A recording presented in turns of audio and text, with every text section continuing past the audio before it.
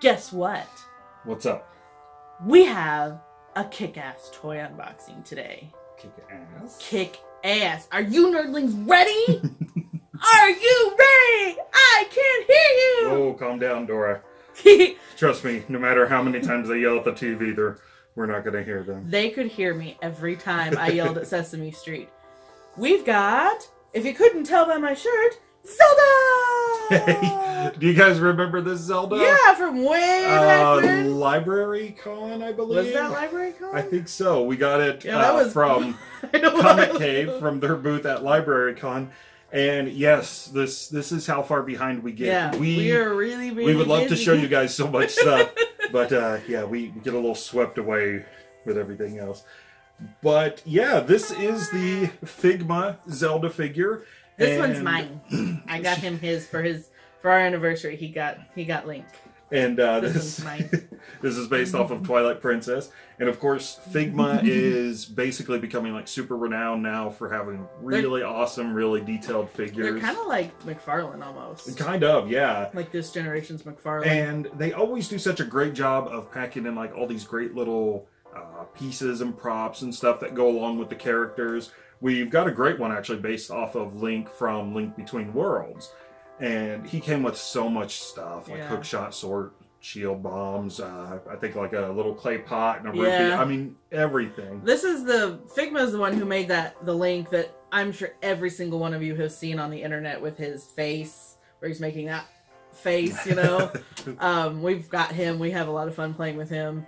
So yeah, Figma's awesome. So without further ado, let's take a closer look. Yes. Would you like to take a closer look? I would. I don't know why for some reason I want to do the dream sequence from Wayne's World. We will do some closer looks and everything. But first of all, there she is, Princess Zelda. In all her glory. So much plastic. So let's start getting her out of here. A closer look. Okay, so everything's out of the box. There's a lot of plastic. You have your stand base and your stand arm that holds her up. You've got your instructions in Japanese, which unfortunately are not going to help us out at all right now. You have your tray of hands, so she can do all of her hand gestures. She's got like some Sailor Moon hands going on here, but no hands flipping the bird in case she wants to tell Link off, you know. But she has. Where did that come from? Oh my gosh, this is like a needle thin sword, really and is. I'm afraid to even touch it. She has her bow with the light arrow. You have the alternate Zelda face. We'll show you a close up of it. That it's. I don't really even consider it an alternate face. Like he pointed out, it's the Zelda smile where it's. It's still not a smile. She's going like this, and then she goes. Did you see that? Did you see it? Obviously, you have Zelda, Princess Zelda herself, so and she looks great. And we're going to take a closer look. The last thing, of course, is the excellent little sealable Figma bag that you can label down at the bottom. But this keeps all of your extra bits in place so you don't lose them. They gave you an extra joint. Sometimes all the teeny tiny pieces. This is great. Yeah. So let's start taking a closer look at everything. Yay! Okay, guys, let's take a closer look at Zelda. She's actually pretty neat. She moves quite a bit. Obviously, each wrist moves, elbows, arms. Whee! She's doing her calisthenics. That's something that's always really nice about the Figma figurines. There's so much movement. You can even see that she's got a little bit of movement, you know, in the upper torso and the chest area. Right here. Nods right here. The other neat thing is, obviously for different poses and whatnot, even her hair moves. Oh, nice. And it's got a nice stiff to it, so you can make her be in some kind of like an action pose. And another thing that I thought was really, really neat, again, for action poses, is her skirt. Oh, so it flails out. You can have it flail out. Scoot that back so you can see. And it'll stay, which is really cool. And then she's got her, you know, typical boots and pants, normal outfit on underneath here. And legs move too. Again, ankles and then the little toe area.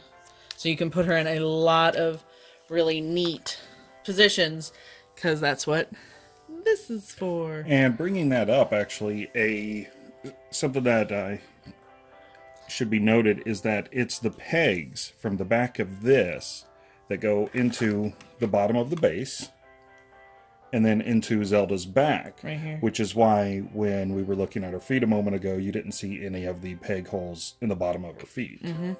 But she's got a lot of really, really good detail about her. I mean, all over her royal dress, to her really pretty little face, her earrings. I mean, just magnificent. I mean, you can even see strands of hair and everything. And we'll show you, you can see her stern, fix her little face, stern Zelda face. And then her Zelda smiley face. So we'll have to figure out which one we want her to be, smiling or stern. And of course, the holes in her face right there are for her tiara, her crown, not her devil horns. See, the tiara pops right off, and then obviously her face pops off. But that looks a little weird. Looks like she's got pierced, so we'll put that back. Put that right back on her. So, let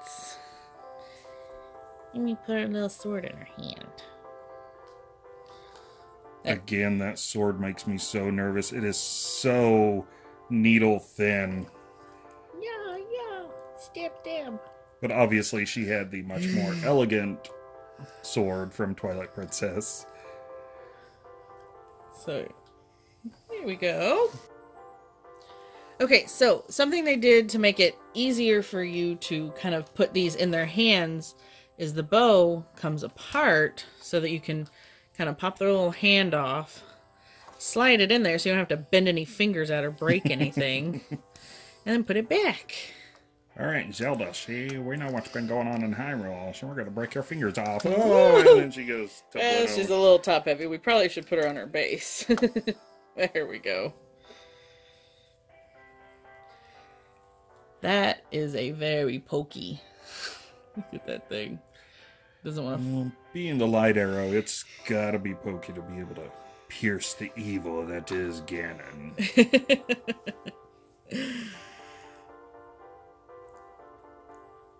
Okay, so the arrow does not come apart like the bow does. So that one you do kind of have to manipulate a little bit. Alright, now Zelda's holding her arrow and light arrow. Now, the thing is, the hand that holds the arrow, it's actually like a very teeny tiny space in between her thumb and her fist. So it does look like she's knocking the arrow, but boy, she does not have much of a grasp on it. It's definitely one of those poses where once you get her in it, don't walk near her, don't breathe near her, don't look at her, don't do anything. But it's still really cool. And again, with the stand... So, Zelda, oh my. No wonder she's always got that crabby face going on. But, you can flare out her dress and then have her on the stand and she can be floating like a witch. Oh, look, woo!